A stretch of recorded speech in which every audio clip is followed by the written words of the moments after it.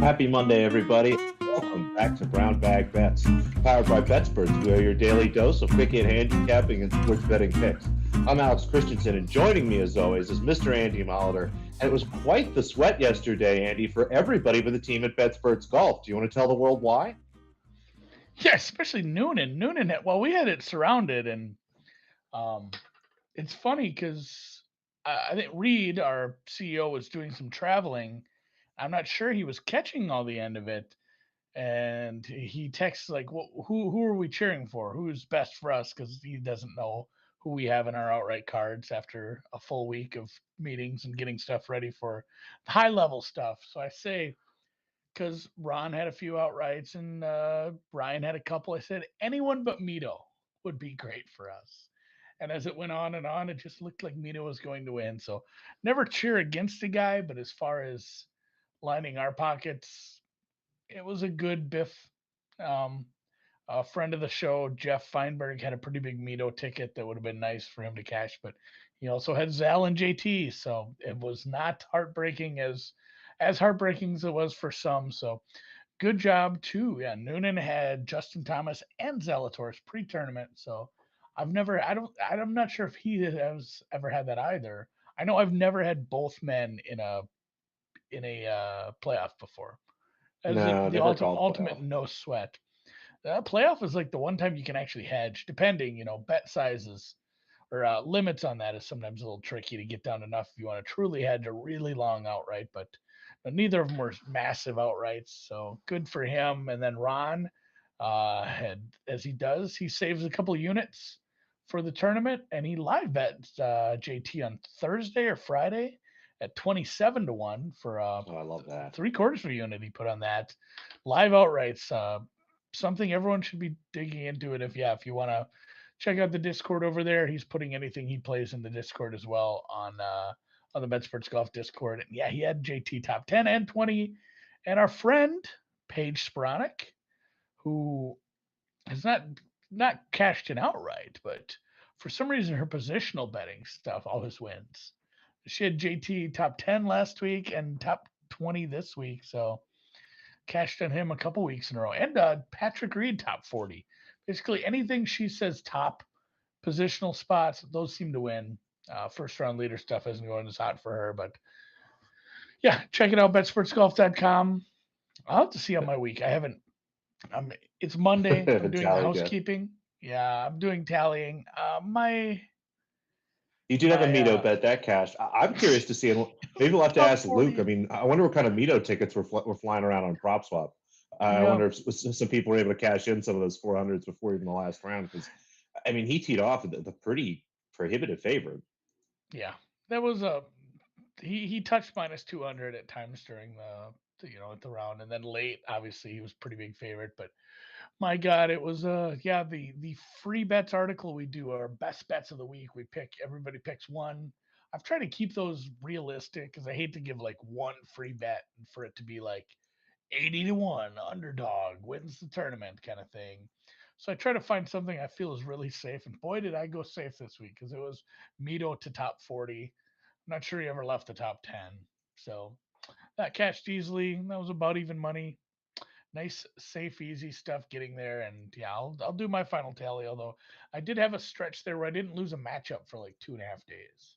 Um, all my daily matchups on Friday and Saturday won. I think I had 5-0, 6-0 in that stretch. So it's always nice when just you're not paying attention as much because I wasn't Friday and Saturday, and you go look at your scores, be like, oh, all my guys are up. It's nice to check the score and be like, oh, my guy's up by 6 strokes with like 3 to play. This is what I needed to see when I pulled the phone up. But we'll be back at it again with the Charles Schwab invite. We'll talk about that in a second, but be remiss Charles Schwab invite. Charles Schwab challenge. It's a Challenge. challenge, not an invite. You can't get invited. You can get Better. challenged. I like that. NBA was weird. I don't know why the Mavericks. Let's just start on that. Is it Luca just not getting enough help?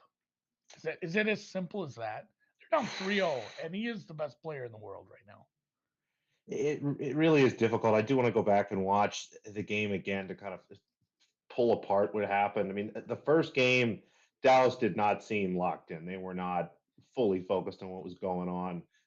You look at yesterday's game again from a high level stat perspective. I always start to look at the shooting percentages. And the Mavericks only 13 for 45 from three. I mean, if they can sink even 3, 4 more of those, now that their game is tied, they're winning that game in a lot more position. So the 3-point shooting is really tough, and Golden State actually out rebounded them from the offensive boards perspective. Picks up 7 extra possessions there, and although Golden State had 4 more turnovers, you're looking at an extra 3 possessions in the game. Golden State just shooting better, and it's really just been the story, honestly, the playoffs and this series too. You're looking for the team that's going to either have a really great shooting performance or a really bad one, if you will. And last night it was the Mavericks. I mean, for them to shoot 45 threes and still only make 13, that's such a large enough sample size that they should at some point get over 30%, just given how good they are. It's so, again, I'm not trying to say it's variance or whatever. The Golden State Warriors are very good, but I do want to go back and look at it again. And it's tough. I mean, they're down 3-0. No team has ever come back from this. And I don't see Golden State doing that. So mentally, it's tough. I'm sure that there'll be a fun team to bet maybe in game 4, but feels like it's kind of, we're done. Yeah, it does feel over. 3-0 is that's a death sentence for the most part. Someday, somewhere, somebody might, but Christ, that's hard to win 4 games in a row. And I mean, you're right. It's not all variance. Golden State is good, but you throw a good team in with a little bit of variance, and it's going to be hard to beat them. So, especially you can say, oh, it's better than the NFL playoffs. We get a 7-game series, like 4 to 7 games is still not a very big sample size. You can have some horrible, what do you want, whatever you want to call it, just negative variance in a few spots where your turnover rate's higher and your 3-point shooting's a little lower, and there you go. 4 games and head back home, get some golf tee times, figure it out, come back in the fall. So that one, yeah, it does feel over. The other one, far from over, as we have the Heat winning that game was surprising. Honestly, the game going over was annoying. I ended up tailing the under on that. And the live total when it went off the board was like 199. I mean, Brutal to get finish. that many points, it was a true college game. But yeah, the availability of a couple players in this one, and then the fact that you have the Celtics at home down here, like it just kind of screams everybody and their sister's gonna, the public wise, gonna just hammer the Boston Celtics because they're the balls, right? That's what we keep hearing in that video that's floating around quite a bit. And gosh, I'm annoyed at Boston people on accent, but it really is funny. And if you don't know what we're talking about, just, search Boston as the balls and maybe do it on incognito in case that turns up something that's bad. But Yeah. it's been a fun series. And what really impressed me by Miami was we've seen teams really struggle with players going out during the middle of games, and to lose kind of Butler like that for the end of the game, to have Hero not really available, and then to still come out on top has been spectacular. I mean, what Miami's been able to do defensively is what really good defensive teams have been able to do do against the Celtics in periods. I mean, when they really get down to it with Tatum and Brown, you can force them into positions where they're playing a lot of isolation basketball, because that's really what those guys want to do. And Spoelstra's done a great job of that. You go back and look at the games here. I mean, Miami wins game 1 pretty comfortably. Really nothing there that Boston did better on that particular night. The second game, Boston comes out and just absolutely blows them away. Boston shoots 51% from the field, 50% from 3 with 40 attempts. So again, just kind of a tough night there, and things kind of normalized a little bit. Boston still played a good game. They did shoot better than Miami, but again, not 50% on 40 attempts. And Miami was able to just keep the turnovers down. Now I think Boston will be a little bit better, but I think that the line on this is just floated out too far. I don't know why there hasn't really been much of an adjustment for what we've seen. I think Miami has looked better overall, and grabbed 6.5 earlier. Was seeing 6 just before the show. I think that's fine. I'm now seeing 6.5 again. So actually, it just moved to 7. I guess looks like the Tyler Hero news being out is Oh, moving this. So I'm fine with that. I actually assumed Tyler Hero was out when I looked at this earlier. I mean, at the end of the day, it looks like Butler is going to play. He said he was going to play. There's no reason for me to think he's not going to be on the floor. Tyler Hero is out. I guess as Marcus Smart plays, curious to see if they try to bring Time Lord in and try to integrate him during a tough series when he hasn't played a lot. I mean, as someone that likes the Heat in this situation, I kind of want to see him out there. I think Miami will find a way to attack him, kind of being rusty and not really knowing what's going on. And Again, this number just looks too big to me. And if it keeps going, I mean, I grabbed 6.5 earlier. For some reason, this gets to 8. I'll add on some more. Just looks like a really good spot overall. And I think Miami is just kind of taking control of this series. And as good again as Tatum and Brown are, they're just not enough to make up for the depth again that Miami has, and just how good of a job Spo has done making this series difficult. So I'm going to keep taking the Heat at numbers like this. Well, and I mean, wasn't the hero stuff kind of known?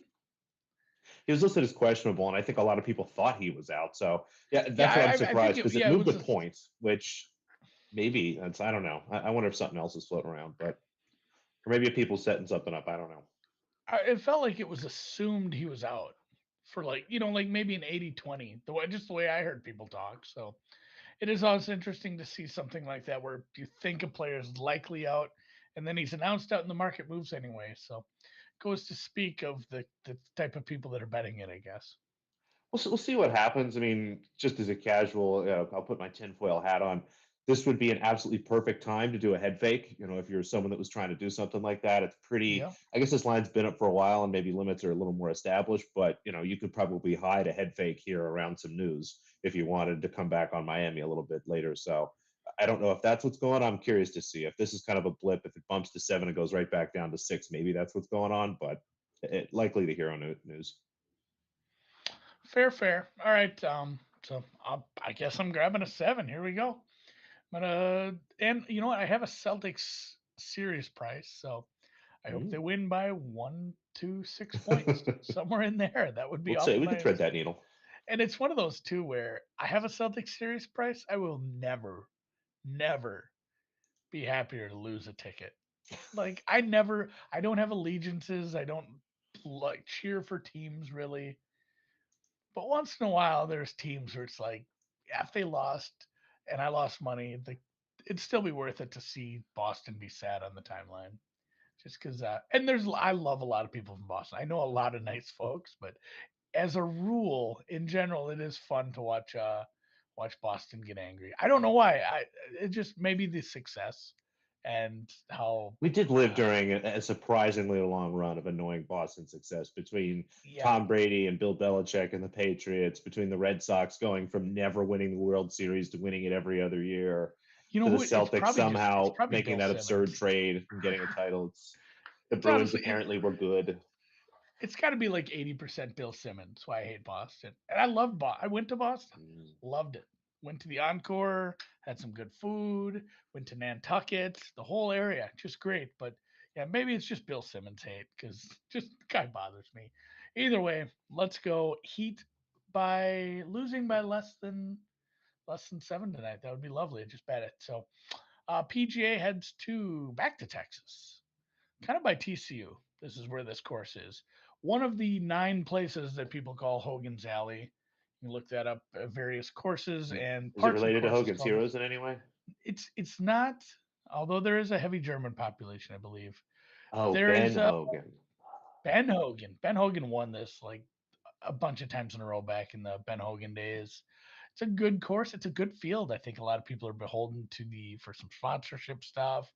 But the week after a major, it is still a decent field. You may see a couple withdrawals yet, but otherwise, I mean, looking at the top of the board, Scheffler, Thomas, be interesting to see if Thomas actually plays. I haven't seen the withdrawals yet, but it's still only Monday morning. Spieth, Morikawa, Hovland, Zal, Homa Burns, Fleetwood, and Abram answer. So a bunch of fun names there, and it's a different kind of course, definitely from the test we saw last week, where similar to Potomac, it's like, hey, they came out firing, and we think, is this course actually that hard? And then the final scores end up sub 10 again, or sub uh, less than 10 under, single digits under par again, despite what we saw early in the week. So not as tough of a course. Shorter, the driving distance won't matter as much here. You'll have some kind of, what do you want to call it, target golf, where you need to hit your spots. If you hit your spots, you're gonna be just fine. You're gonna score. So guys who are accurate, with their first and second shots and can kind of put things where they need them to be on the regular are going to have a lot of scoring opportunities here. It's a fun watch. I have not bet anything yet, although there are some Sam Burns prices that are way higher than what FanDuel has right now. 35 I saw in the market for someone. That was what his price got bet down to last week, essentially at a major. So Sam Burns at anything over 30 is a look for me. I'm waiting for a few more books to populate. I'm going to look at a few other guys, but Christ, it might just be if Scotty Scheffler wants to play the game he's played before he took a little time off, he might just run away with this one. It's a track he can crush. Obviously, Spieth is familiar with it, being from down here. JT might pull out. I really don't understand That's why what I was going to Justin. ask you. I mean, should you be grabbing outrights today, knowing that maybe a couple guys bounce? That's yeah, exactly. Good point, Alex. It's like looking at that 12-1, he's taking up like what 8% of the win equity in the pot. If somebody like Justin Thomas were to pull out, they would have to make some adjustments for some numbers. So if you do like somebody, maybe run don't walk this week or today because there might be some withdrawals. Worst, and it's one of those worst case scenario. You have the number you have. Like there's not a lot of downside to grabbing something early if you've done your research and you know who you like at this point. So grab some guys. I can dig it. That's all I'll look to do. I'll poke around and maybe try to get the Betsperts Golf show. Maybe I'll just skip the show tomorrow and watch you on Betsperts Golf so I get How all the many? picks and stuff in. Yes, there we go. I'll get you I'll get you the crib notes. How many more matches does Iga need to win? She needs to win six more, one down, six to go. And producer Dan had a pretty funny tweet. He pointed out the way it was worded. It seemed disappointment that she dropped 2 games in her match today. Again, generally players lose 7, 8 games when they lose a match. She only lost 2. Just continues to look great, and we'll see. It's going to be a long tournament. I hope she just gets some fatigue in here before she hits Sabalenka and gets herself prepared to lose there. I'm trying to will this into existence, Andy. It's got to happen. I mean, it probably won't. She probably just wins, and we'll cash all our parlays, and that's fine. But That's fine too. not Yeah, going to stop trying. the the one ticket I bet that has a cash out option at that book, I mentioned that it's already offering uh, like what is it about a sixth of my stake back, like my entire stake plus Yeah, a sixth of it. You know, right. like it just like yeah, we'll just pay you to take this off. It's fine. You've already won. You beat the number. So I hope she continues to play well. I I'm ready to see her just dominate it again. It's fine, but there's a lot of other matches going on, and you've got some as is tradition when there's a lot of matches. I think this is a thing when there is a major, when there isn't you know, when we're at this point in the tournament, early in the tournament, and there's a ton of matches. It's the same thing people say about college basketball Saturdays or March Madness. Is like the books have to price a shitload of matches at a high level. It's not just like there's a lot of matches because there's an ITF, shit tournament going on. Like there's a bunch of big matches, and it seems like you end up with a lot of bigger underdogs at these points in the bigger tournaments like this. Is it fair to say you just think sometimes the pricing isn't as good early on in a major like this for some of these underdogs? It's a lot of different things working together. I think you start with big names when there's more public betting versus lesser known names.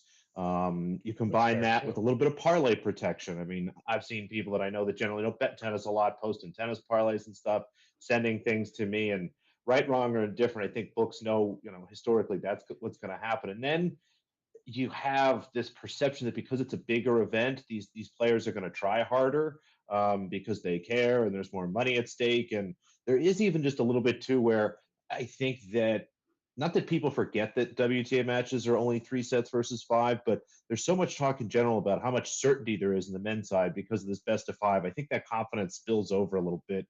All those things kind of come together into what seemed to be some good opportunities. I mean, had a nice one today. Donka Kovinic won for us as a pretty big underdog against Samsonova, who, again, Samsonova, really solid player, higher ranked, someone, who has a solid name. And even if, you look back, it's okay. She had success at a clay event earlier this year. Great. Why wouldn't she just cover this as a big favorite? But you look, I believe it was Madrid. That's an event played at altitude. It's much more, it's a much better opportunity for her in the way that she likes to play. Whereas you come here, it's completely different. It's slow, it's outdoors. It really just kind of messes things up. So I think it's just a lot of people coming in with maybe, again, not the right perceptions, but yeah, definitely. And when you look at these slams, I go back. I have a lot more picks during the slams and a lot more kind of these underdog stacks that we see. No, that makes sense. That was good. I think you nailed a bunch of different points I didn't think of there. It's yeah, it's you got to think of all that stuff, and not that tennis isn't the most efficient market in the world, but sometimes with all the different things going on in the world, it's maybe not the best kept thing that books often pay attention to. So a lot of times you poke around again. Line shop. This is a great sport for line shopping. There are various levels of again attention that books pay to some of these lines. So I think you get into that. I think you get into the way that people bet it. There's a lot of reason for books to try to maybe juice the favorites a little more than they might normally. Sure. Yeah, that makes sense. So who's the nasty underdogs today? Today, let's see. We got actually one pick left today. We have Greet Minin +6. I believe that's underway or starting shortly. We need that to cash for a small profit on the day. Did pretty good on Saturday. I forget who the underdog that would sit on Saturday, but just had maybe it was just spreads. I can't remember if we got a money line yesterday, but solid start, and we'll keep going here. Double check. I believe I gave all of these out on Friday. Again, we're still in the first round here with kind of the split up start and nothing yet for Wednesday, which is the beginning of the second round that stuck out to me. But so you might have these in already. Double check. But we'll start with Baptiste +5 games. We'll take the money line there as well. She goes up against Angelina Kalinina, someone who is a pretty solid clay player who has had a good run, but just don't see the difference in the data in the performances between both of these players to generate a number so big. I mean, I have this closer to +250, almost +240. Kalinina recently beat Muguruza and has really just kind of had a really down period since then. I don't know what it is. Maybe just kind of the big exhale after getting that big win, or the market over adjusting a little bit. But just this number looks off to me. I'd have it closer to 4 and 250. So happy to grab that money line of the spread. Rakimova Krunic, thought about maybe going over 2.5 sets here. Just didn't really love the price. Happy to just take the over 20.5, which I got a decent number. If you want to take 21, that's fine too. This match should be just a mess to watch. There's going to be breaks back and forth. If you happen to be around while it's on, look to live bet whoever's down a break to win the set 7-5. It's just going to be a mess of a match. Cornet Doy, similar. Thought about looking at the over 2.5 sets, but instead, let me just take the 19.5, and I found an over 21 at +130. So look for maybe an alt over there. I expect there to be a very long first set. Now, it's been a little tough for over so far because we've had some really quick sets. If you go and look at some of the scores, there's a lot of breadsticks and bagels and even 6-2s floating around in there. But I think this match is one we're going to see again, maybe a 7-5, even a tiebreaker, and that's enough to get us over the 19.5 and maybe even the 21. And then Bronzetti, just the money line here. I'm not going to take the spread. She goes up against Ostapenko, and there's really three outcomes here. Bronzetti Yeah. somehow wins, Ostapenko loses, or Ostapenko beats the absolute pants off of her. So let's just take the money line here and kind of lean on those situations where Bronzetti either has a good day today, which is possible. She's been playing some nice tennis, is starting to build her level a little bit, or Ostapenko just continues to do what we've seen since her hot start to the season, and lose, just flat out not play well. So again, we'll roll with the money line there instead of the spread. Where's the best place to stream this? If let's say I realize there's a shitload of men's tennis on, and I kind of want to put my TV on now. Like Varenka's playing Mute. There's a couple half decent matches. Nadal's, This obviously question not going to makes be me playing much sad longer. because tennis It's is hard. it's no longer on ESPN, and not that I love ESPN, but they did a great job with ESPN Plus making all this stuff available. It's hypothetically on NBC and Peacock, but I went to watch yesterday on Peacock while they were playing tennis, and there was only one or two matches I could watch that weren't even on. I had to wait till the afternoon to watch those, and so that's the coverage. And I think Tennis Channel has a bunch of it, but again, the way Tennis Channel works is you've got the Tennis Channel station, which you have to buy through your cable, and then Tennis Channel everywhere, which you have Tennis to buy TV. separately. So not that I'm saying that you should maybe Google some stuff and try to find some things. And again, maybe find a laptop you don't use a lot and open an incognito window and stuff. But definitely don't not stream these matches illegally because it's a huge pain in the ass to do it the right way. Yeah, I was just kind of getting to that. So I will go to my illegal streaming site and watch some tennis then. Just wanted to know if I had it on E, because like what ESPN does with golf, where they have like, hey, here's a major tournament. We have 19 different things to click on. Yeah, when they did that with tennis, that was lovely. But It stinks they don't have it anymore. So Check we will Peacock, we'll check find. NBC. If you're Check one of the people that Peacock. pays too much to have Tennis Channel, it's probably on there, but it's a pain, unfortunately. Yeah, Peacock is the nut low. Like, just it doesn't work right. It never has what it says it's going to have. I've been pretty sad about that one because it was a decent idea. So, all right, well, we'll call her a day. Be back tomorrow. More picks, hijinks, electric analysis on the PGA Tour by me, where I didn't actually bet anyone today. I did kind of bet Sam Burns, but so thanks to the sponsor, FanDuel Sportsbook.